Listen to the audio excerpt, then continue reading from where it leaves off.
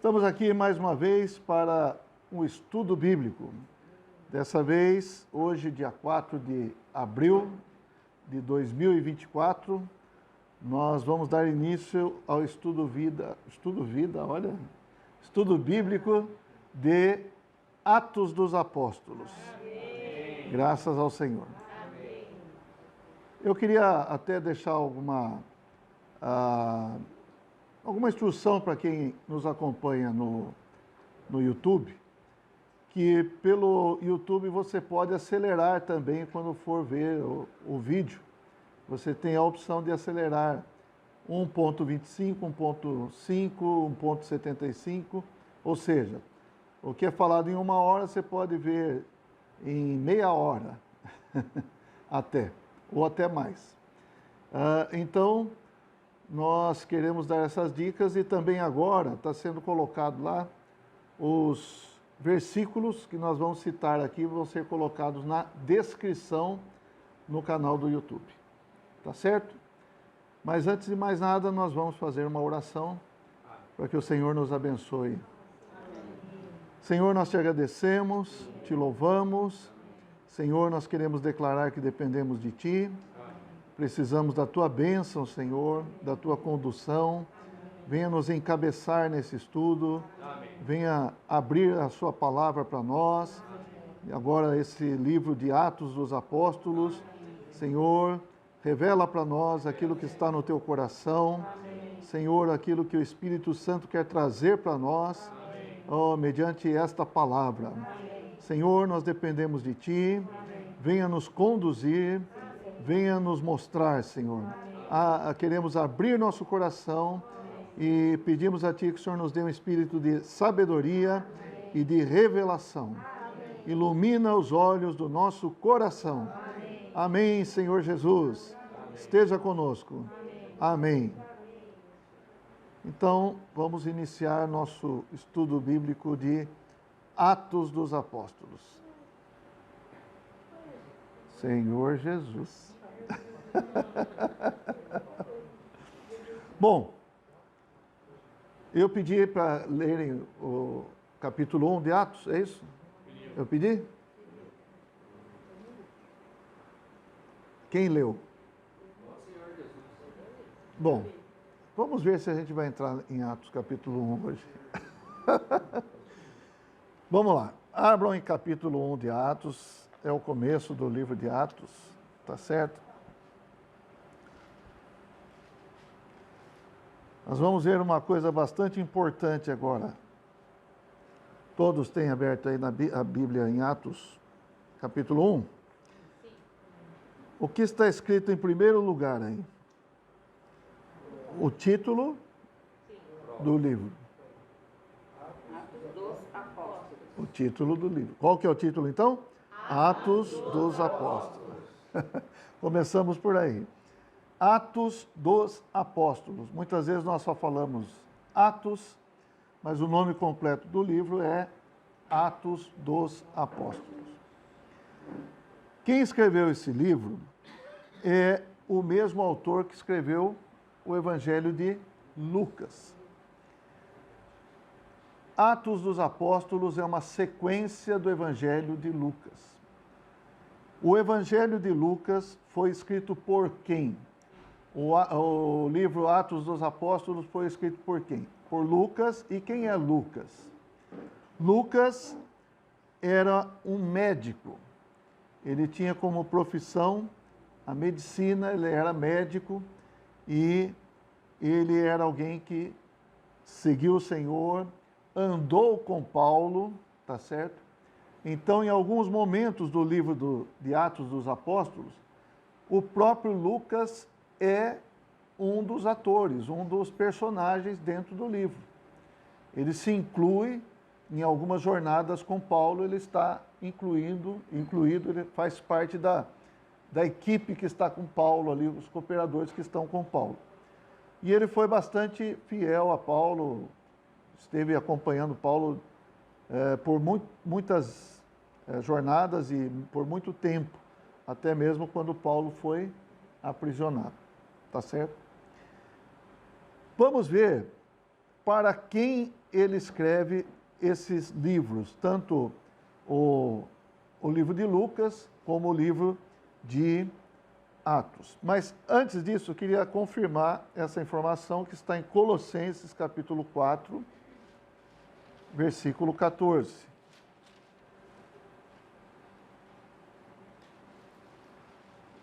Colossenses 4, 14 fala assim. É uma epístola que Paulo escreve aos Colossenses e no final ele faz uma saudação aos Colossenses, dizendo que quem está com ele é Lucas, que também está saudando os Colossenses, tá? Então vamos lá. Saúda-vos Lucas, o médico amado, e também Demas. Mas aqui, a informação que nós queríamos é Lucas é médico. E aqui, amado também, né?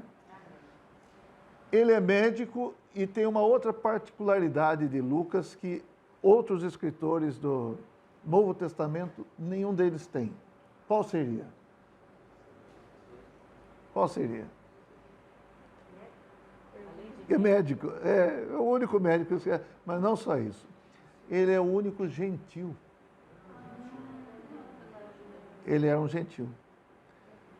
Todos os demais que escreveram no Novo Testamento são de origem judaica, são judeus, mas Lucas era um gentil. Graças a Deus, então teve um espaço para um gentil escrever também o Novo Testamento, né? Fazer parte do Novo Testamento. Vamos ver Lucas capítulo 1, por favor. Vamos abrir em Lucas capítulo 1.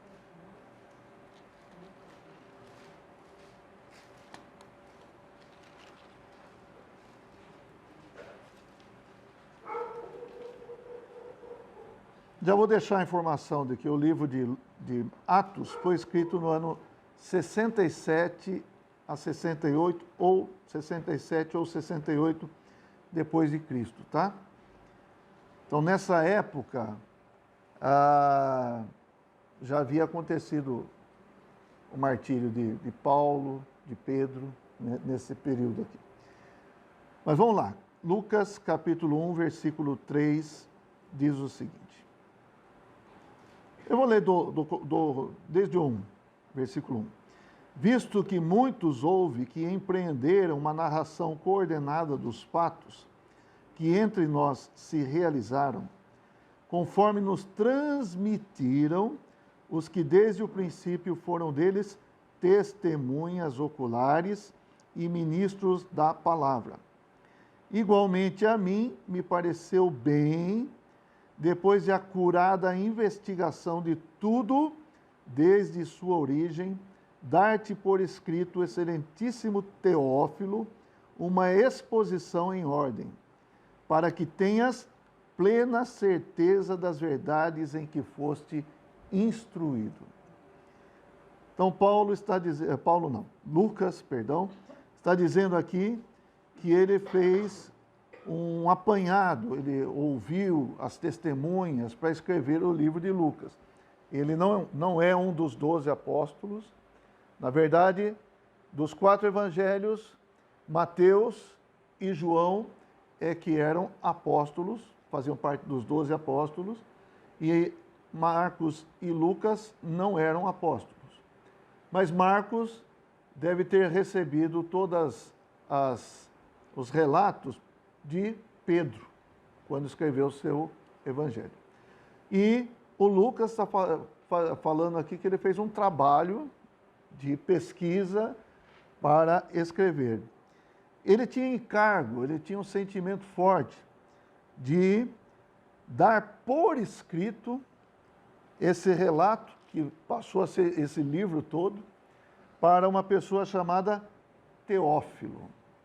Então, Lucas, o Evangelho de Lucas, narra a história de Jesus no seu ministério terreno. Certo? Nós devemos conhecer Lucas desde o nascimento de Jesus até a sua ascensão. Então, vamos lá. Agora, vamos ler Atos capítulo 1.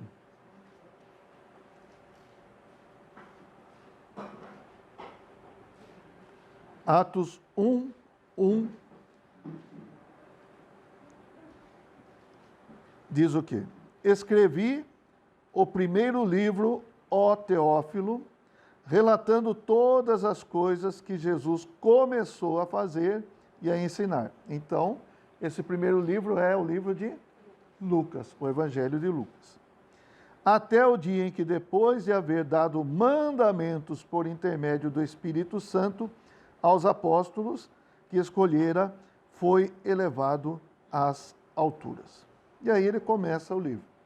Então, nessa introdução, novamente ele diz: escreveu o primeiro livro, ó Teófilo, e agora está escrevendo um outro livro, tá certo? Teófilo. Quem é Teófilo? Alguém conheceu Teófilo? Não teve prazer. Mas esse nome Teófilo é significativo. Tel é Deus. Então, teologia, tá certo? É Deus. E filo é o quê? Filo,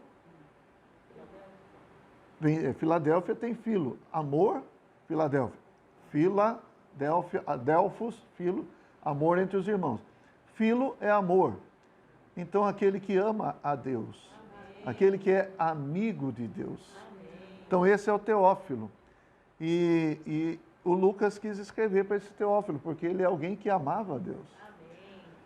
E eu espero que aqui também todos sejamos Teófilos. Amém? É um bom nome para pôr num filho também. Né? Nós queremos entender o seguinte: por que nós fazemos um estudo bíblico? Porque nós somos Teófilos. Porque nós amamos a Deus.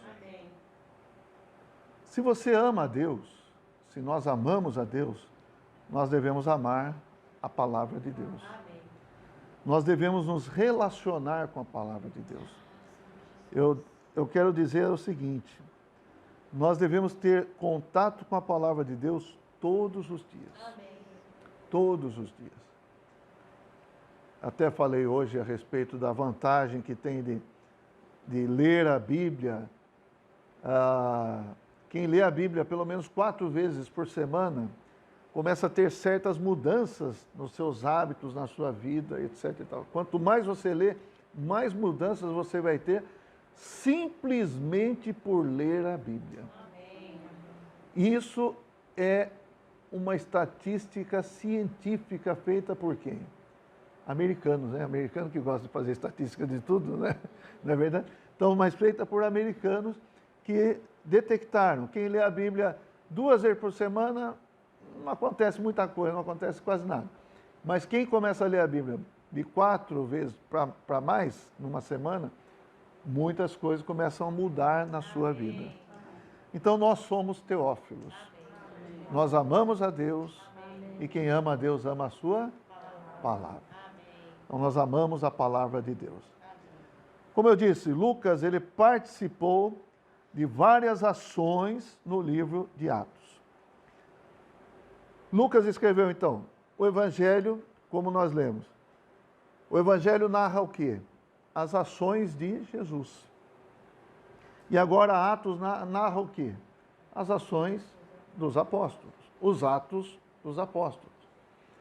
Nós vamos ver com mais detalhes, mas eu queria mostrar para vocês que no capítulo 16 de Atos, primeiro nós vamos ter uma ideia do livro, tá bom? Depois nós vamos seguindo sequencialmente. No capítulo 16 de Atos, versículo 10. Não vamos ler detalhes aqui, mas veja só. Assim que teve a visão, quem teve a visão foi Paulo. 16, 10.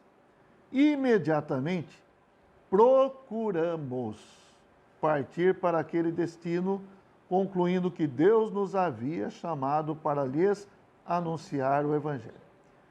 Perceberam aqui a narração? Como é que está? Imediatamente procuramos. Então, Lucas está aqui nesse momento. Concluindo que Deus nos havia chamado para lhes anunciar. Então, do capítulo 16, versículo 10 até o 17, nós vemos aqui que Lucas está incluído. Depois eu quero mostrar para vocês. Capítulo 20, não são todos os momentos que Lucas está incluído, mas ele participou bem aqui. Versículo 5, por exemplo, fala assim: estes nos precederam, esperando-nos em Troade. Então, esperando nós. Quem está falando? Lucas, então ele está incluído aqui. E aqui a participação dele está até o capítulo 21, versículo 18. Tá? Então, Lucas está presente nesses episódios. Olha o 18. No dia seguinte, Paulo foi conosco encontrar-se com Tiago e todos os presbíteros se reuniram. E também no capítulo 27,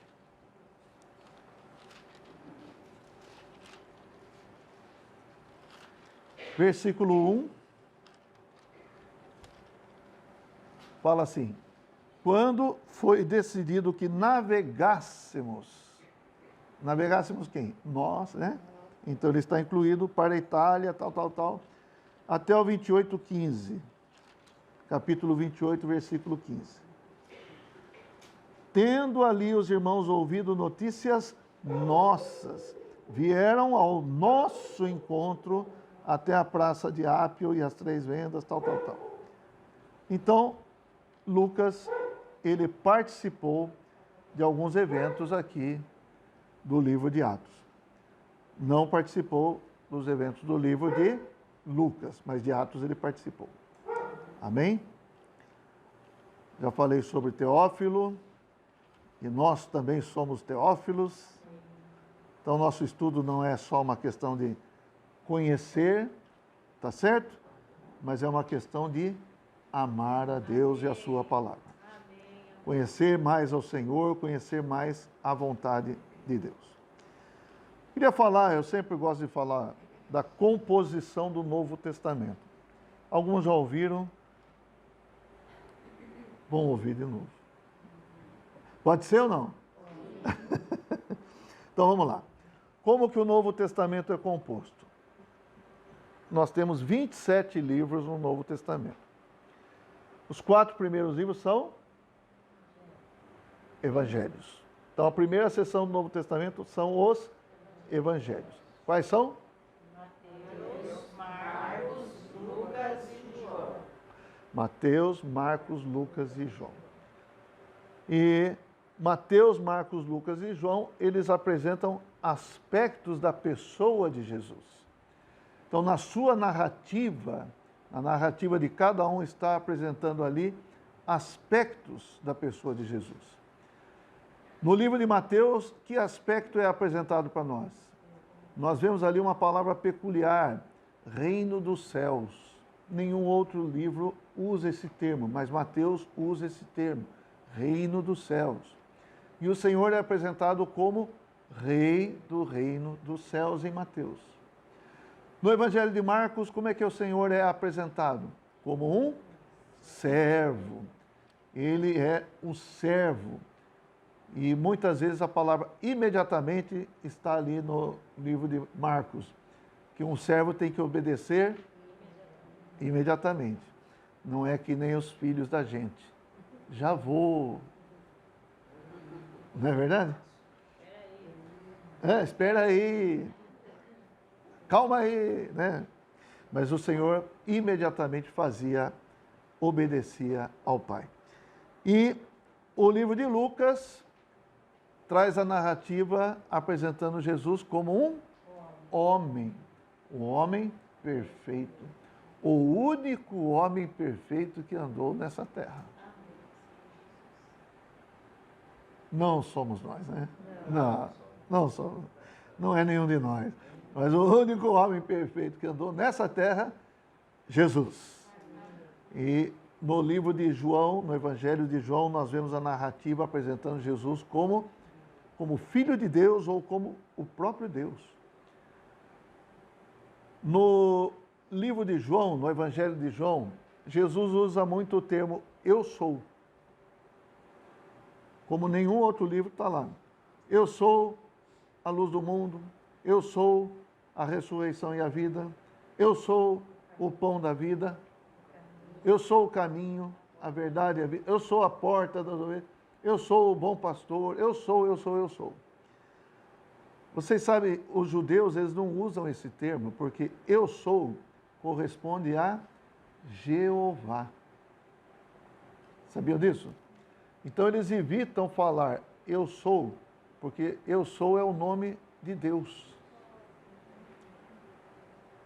Quer ver? Êxodo capítulo 3.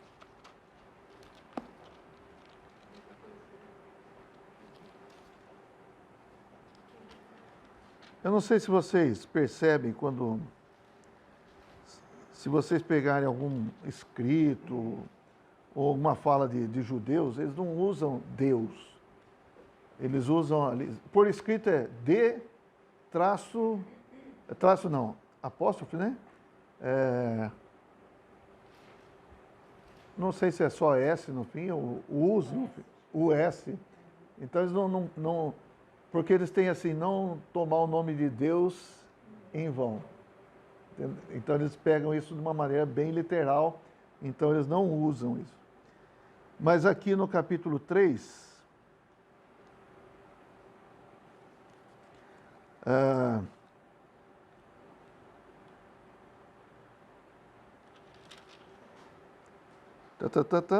deixa eu ver aqui. Sim, versículo 13, olha aqui. Disse Moisés a Deus: eis que, quando eu vier aos filhos de Israel e lhes disser, o Deus de vossos pais me enviou a vós outros, e eles me perguntarem qual é o seu nome, que lhes direi? Disse Deus a Moisés, olha aí, na sua Bíblia deve estar tudo em letras garrafais, ou tem outro nome também, esqueci agora. Eu sou o que sou. Disse mais, assim dirás aos filhos de Israel, eu sou, me enviou a vós outros. Eu sou o que sou, eu sou, é Jeová. É isso que significa Jeová. Então, os judeus não usam esse termo eu sou, mas Jesus usou. Por que ele usou esse termo eu sou? Porque ele é o eu sou. João 10:30 está bem claro. Eu e o Pai somos um. Quem me vê a mim, vê o Pai. João capítulo 14. Então, não estamos fazendo estudo de João, mas no livro de João, Jesus é apresentado como o próprio Deus. E uma coisa interessante que nós podemos ver é que o rei, o servo, o homem e Deus podem estar representados lá em Apocalipse 4:7. Esses aspectos de Jesus, por meio dos 4 seres viventes. Não é interessante? 4:7. O primeiro ser vivente é semelhante a leão. Leão é o quê? Está relacionado à realeza, relacionado ao rei. Então, Mateus apresenta o Senhor Jesus como rei. Então, aqui está mencionando leão. O segundo, semelhante a novilho. Novilho é o boizinho. E o boi é o trabalhador, é o que serve, é o servo, obediente. Então, quando alguém trabalha bem, a gente fala que é um pé de boi. Não é isso? Ó, fulano é um pé de boi. O que você falar para ele, ele faz. Não é, Humberto? Você é pé de boi, Humberto? Ah lá. Já foi. Então, esse novilho representa o servo. Depois, o terceiro ser vivente tem o rosto do quê? Homem. E Lucas apresenta o Senhor Jesus como homem. E o quarto ser vivente é semelhante à águia, quando está voando. Então, não apenas águia, mas a águia quando está voando. Celestial, representando Deus. Tá certo? Senhor mesmo falou para o povo lá de Israel, né, que eu vos levei em asas de águia, né? Então, veja, nós temos esses 4 evangelhos, voltando à composição do Novo Testamento. Primeira seção são os 4 evangelhos, e depois nós temos, nos 4 evangelhos nós temos o quê? O ministério terreno do Senhor Jesus. E aí, a próxima sessão, uma sessão do livro de Atos dos Apóstolos. Atos dos Apóstolos narra ali a ascensão do Senhor e todo o restante do livro falando das ações dos apóstolos, né? É o ministério do Senhor Jesus? Sim, mas agora é o ministério do Senhor Jesus que ascendeu aos céus e está sendo representado pelos crentes, pelos que receberam o Senhor. Aleluia. Ó Senhor Jesus. As ações feitas no livro de Atos, muitas vezes são faladas assim, em nome de Jesus. Várias vezes é falado em nome de Jesus. E nós depois podemos ver alguns versículos. Mas vamos prosseguir. Depois de Atos, nós temos 21 epístolas. 13 ou 14 foram escritas por Paulo. Se a gente incluir Hebreus, são 14. Se a gente disser que Hebreus não tem um autor, realmente não tem um autor declarado, mas muitos creem que foi Paulo. Então são 13 de Paulo, um de autor desconhecido. Depois nós temos Tiago escrevendo uma epístola. Nós temos Pedro escrevendo 2 epístolas. Nós temos João escrevendo 3 epístolas. E depois Judas escrevendo uma epístola. Vamos falar assim. Paulo a gente sabe quem é. Pedro a gente sabe quem é. João a gente sabe quem é. Tiago e Judas. Que Tiago é esse? Não é o Tiago, irmão do João. É Tiago, irmão de Jesus, filho de Maria. E quem é esse Judas? É o Judas Iscariote que escreveu? Não. Esse Judas também é irmão de Jesus, filho de Maria. Está claro? Então, todos que escreveram aqui tiveram um contato com Jesus. Amém? E o último livro qual que é? Apocalipse, que é um livro de profecia. Claro, tem muitas coisas que estão no livro de Apocalipse, mas essencialmente coisas que foram reveladas que iriam acontecer, algumas já aconteceram, outras estão acontecendo e outras ainda vão acontecer. Tá certo? Especialmente o que vai acontecer é o novo céu e a nova terra por toda a eternidade. Amém. Aleluia. Se a gente relacionar esses 4 evangelhos, são livros de história, não é? São biografias, são história. Atos também não é história? É uma narrativa histórica, não é? Então podemos falar que 5 livros são de história. As epístolas tratam do quê?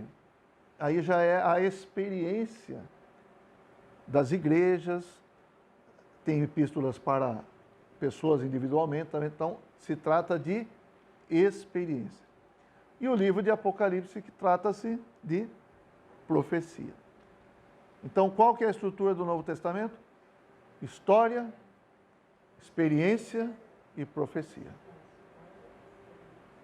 Assim nós resumimos, né, a composição do Novo Testamento. Hã? Ficou fácil, né? Eu gosto de relacionar isso também não sei se eu consigo passar meu sentimento, mas vamos lá. História é algo passado, né?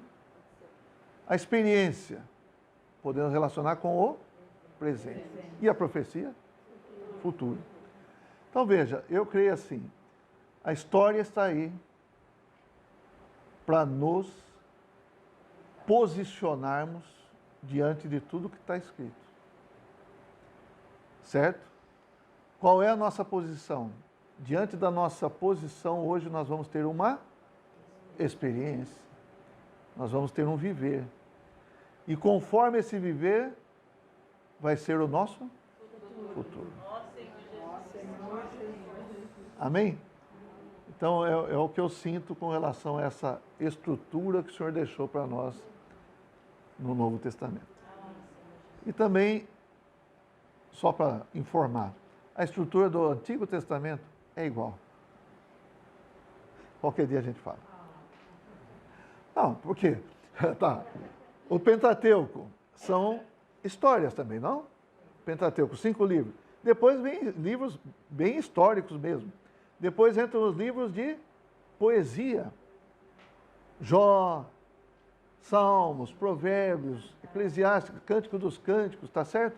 É tudo poesia. Poesia, e depois vem os profetas.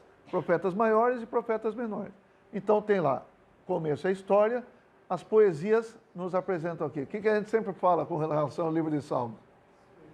Experiência. É experiência. Mas a experiência de Jó, a experiência nos Salmos, e assim vai. São experiências. E profecia, são profecias. Tanto os maiores quanto os menores são profecias. Então, qual que é a estrutura do Antigo Testamento? História, experiência e profecia. É igual ou não é?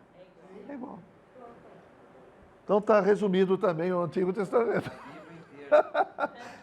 Então, vamos fechar, até semana que vem? Não. Vamos lá então, vamos ver mais coisas aqui a respeito de Atos. Eu vou falar para vocês o esboço de Atos. Agora eu vou ler, tá bom? O esboço de Atos é o seguinte: o Senhor Jesus ordenou aos discípulos que esperassem em Jerusalém até que recebessem poder do Espírito Santo, a fim de serem suas testemunhas, tanto em Jerusalém, como Judeia, Samaria e até os confins da terra. Isso está em Atos capítulo 1, versículo 8.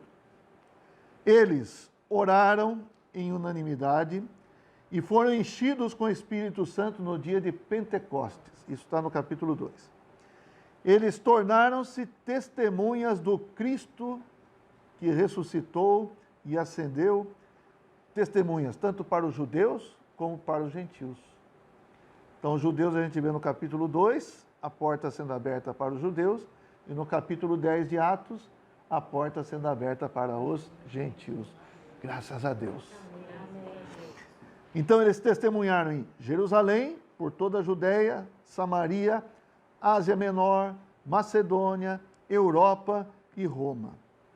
Muitas pessoas se tornaram o quê? O aumento de Cristo. Cristo ressuscitou? Quem está representando Cristo aqui agora? É a igreja, somos nós. Então, nós somos o aumento do Cristo e muitas igrejas foram estabelecidas nessas regiões que eu falei, como a expressão do Cristo que ressuscitou e ascendeu. O livro de Atos tem fim? Vai até o capítulo 28, não vai? Mas não termina, na verdade, ele fica em aberto. Por quê? Qualquer um de nós, cheio do Espírito, pode continuar o livro de Atos ao propagar Cristo às pessoas que nos rodeiam, a fim de produzir a igreja. Amém. O que é a igreja? A igreja é a inclusão, vamos falar assim, de todos os cristãos. E a igreja tem a sua expressão nas cidades. Por isso nós vemos em Atos Paulo percorrendo as cidades, indo para as cidades, levantando igrejas nas cidades. Nós vemos aqui Antioquia, nós vemos Jerusalém. Começou com Jerusalém, tá? Vamos falar pela ordem então. Jerusalém, Antioquia. Podemos lembrar que Saulo ainda, ele tinha autorização para ir para Damasco, prender os cristãos. Então Damasco também tinha igreja ali. Que mais? Fala de Corinto, fala de Éfeso. Que mais que fala? Não, aqui não cita. Cita Roma, que ele foi para lá depois, né? Ele foi no final, está citando Roma. Então, Icônio, Listra, várias cidades são citadas aqui, Troade, enfim, várias cidades onde foram levantados cristãos e onde foi estabelecido a igreja. A igreja é o quê? É o conjunto de cristãos. Amém. Todo cristão faz parte da igreja. Que igreja? Igreja é igreja. Sim ou não? Sim. Igreja é igreja. E simplesmente o modelo que foi estabelecido é a igreja em cada cidade. É isso que nós vamos ver ao longo da nossa leitura do livro de Atos. Amém? Amém. Ó Senhor Jesus. As partes de Atos também é bem simples. São 3 partes. Uma parte é a introdução. Eu já li toda a introdução para vocês aqui. Capítulo 1, versículos 1 e 2. Certo? A segunda parte é a preparação. Capítulo 1, versículos 3 até o 26. E a terceira parte é a propagação. Que é praticamente todo o livro, né? Todo o resto do livro. É propagação. O que é propagação? É o evangelho sendo levado, pessoas se convertendo e entrando para a igreja, né, fazendo parte da igreja. Eu não ia entrar nesse detalhe, mas eu vou entrar porque Atos, a gente pode entender também que é uma ação dos apóstolos de produzir as igrejas nas cidades, tá bom? Então eu queria reforçar o que eu falei hoje lá na Parev, né? Um cristão não deve se isolar. Um cristão deve fazer parte ativa do corpo de Cristo. Deve ser um participante da vida da igreja.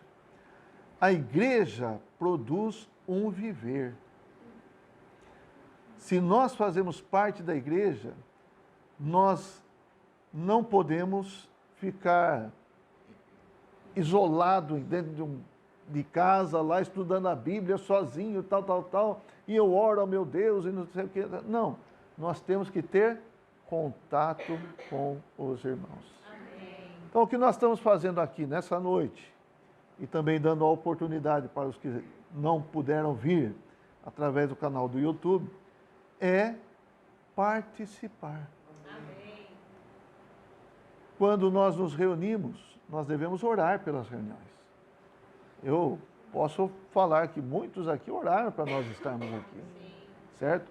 Se não todos, pelo menos tenho certeza que alguns oraram, mas acho que quase todos. Oraram para estarmos aqui nessa noite, orarmos para nós termos um ambiente favorável à palavra de Deus. Então, tudo isso é uma participação. Imagine se a gente tivesse aqui um estudo bíblico que ninguém se interessasse, que ninguém se movesse da sua casa para vir para cá. É uma coisa triste. Mas quando cada um de nós se move da sua casa para se reunir, nós estamos participando de uma comunhão. Amém. Uma comunhão de vida e uma comunhão que eu posso falar que é em amor. Amém. Amém? Amém. Amamos o Senhor, amamos a sua palavra e amamos estar com os irmãos. Amém. Amém? Então, a igreja não é algo estático, a igreja é algo em movimento. Quando nós participamos da igreja, nós nos reunimos, nós servimos a Deus, nós ajudamos os irmãos, nós somos ajudados pelos irmãos, não é assim? Nós oramos pelos irmãos, nós visitamos os irmãos, nós somos visitados pelos irmãos, nós servimos. Se tem uma reunião, por exemplo, vou falar, vai ter uma reunião dia 13 e 14 de abril, nós vamos ter comunhão das igrejas da nossa microrregião. O que precisa para ter comunhão?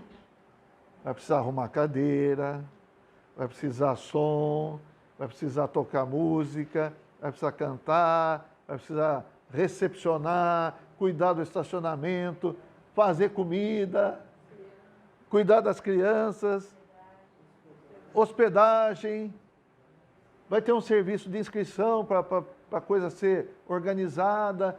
Então, tem muitos serviços e todos os membros dessa igreja, do corpo de Cristo, devem ter função. Amém. E devem funcionar. Amém. Amém? Então, isso nós vamos ver ao longo do livro de Atos também. Tem até no capítulo 6, a gente vai ver a questão dos diáconos.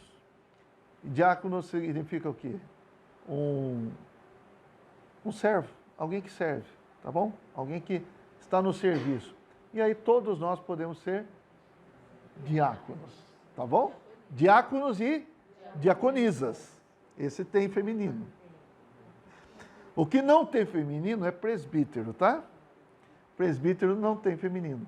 Sabia, Humberto? Não tem presbítera. Só tem masculino. Mas não vamos entrar nesse detalhe agora. E eu queria só, então...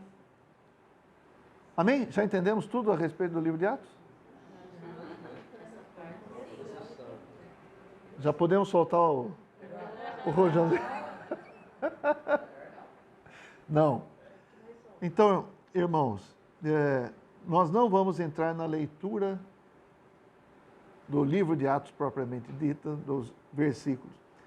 Mas eu quero destacar um versículo para vocês que eu amo muito do livro de Atos. E eu queria convidar todos vocês para lerem comigo esse versículo. Atos capítulo 4, versículo 12.